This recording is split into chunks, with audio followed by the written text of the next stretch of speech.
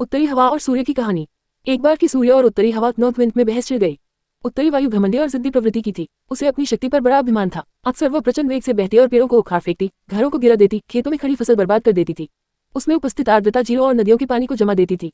बहस करते हुए वो सूर्य से बोली, मेरी शक्ति के सामने किसी का जोर नहीं चलता। मैं दुनिया में सबसे ज्यादा शक्तिशाली हूँ। मेरे सामने सब तुच्छ है। सूर्य नम्रता से बोला, मेरे विचार से हर किसी में शक्तियां भी होती हैं और कमजोरियां भी। इसलिए कोई खुद के सबसे शक्तिशाली होने का दावा नहीं कर सकता। खुद पर घमंड करना उचित नहीं है। हमें सबका सम्मान करना चाहिए और सबके साथ में जुड़कर रहना चाहिए। उत्तरी हवा तुनक कर बोली, मैं तुम्हारी बात नहीं मानती। मैं सबसे ज्यादा शक्तिशाली हूँ और ये मैं तुम्हें साबित करके दिखाऊंगी। ऐसी बात है तो अपनी ताकत साबित करने के लिए तैयार हो जाओ। नीचे देखो, धरती पर एक व्यक्ति दुशाला उड़े पैदल जा रहा था। तुम उसकी दुशाला उसके शरीर से हटा दो, मैं मान जाऊंगा कि तुम सबसे ज्यादा शक्तिशाली हो। सूर्य उत्तरी हवा को चुनौती देते हुए बोला, इसमें कौन सी बड़ी बात है। कुछ ही देर में उस आदमी की दुशाला धरती पर पड़ी होगी।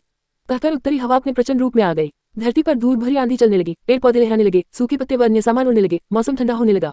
पैदल जा रहे व्यक्ति की दुशाला भी हवा के वेग के कारण उड़ने लगी, लेकिन उसने उसे पकड़ लिया और अपने शरीर से कसकर लपेट लिया। उत्तरी हवा ने अपनी प्रचंडता और बढ़ाई, लेकिन उसके साथ ठंड भी बढ़ गई।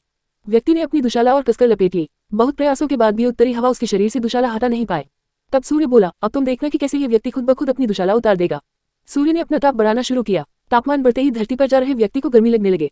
वह पसीना पसीना हो गया। फिर क्या, उसने खुद ही अपनी दुशाला उतार दी। ये देखकर उत्तरी हवा बहुत शर्मिंदा हुई। अपने घमंड के कारण उसे सूर्य के सामने नीचा देखना पड़ा। उस दिन के बाद से उसने अपनी शक्ति पर कभी घमंड नहीं किया।